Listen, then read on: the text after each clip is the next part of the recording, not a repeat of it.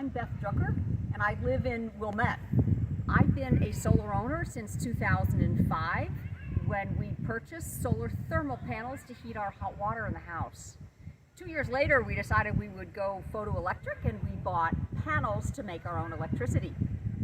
7 years ago, when we had to re-roof the house, we took the panels down in 2015 and decided we would, at that point, buy more energy efficient panels because they had gotten so much better in the 7 years before.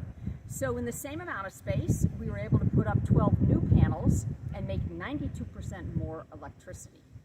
So our panels take care of about 60% of our electrical needs, but that includes charging 2 fully electric cars. So we are really excited about the solar tour and hoping that more people will decide that solar energy is for them. And one thing I always like to keep in mind is that one solution comes up every morning.